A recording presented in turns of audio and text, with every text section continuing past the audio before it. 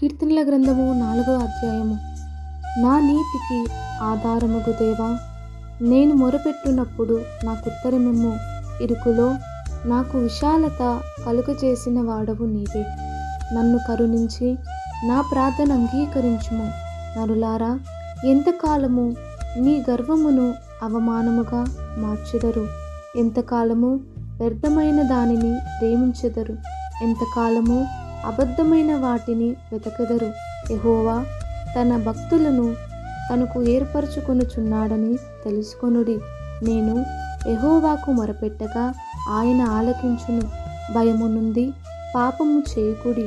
మీరు పడకల మీద నుండగా మీ హృదయములో ధాన్యము చేసుకొని ఊరకుండుడి. నీతియుక్తమైన బలులు అర్పించుచు యెహోవాను నమ్ముకొనుడి. మాకు మేలు చూపువాడెవడని పలుకుచున్న వారనేకులు.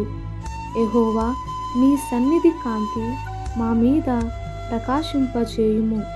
వారి ధాన్య ద్రాక్షారసములు విస్తరించిన నాటి సంతోషము కంటే అధికమైన సంతోషము నీవు నా హృదయములో పుట్టించితివి. యెహోవా, నెమ్మదితో పండుకొని నిద్రపోవుదును.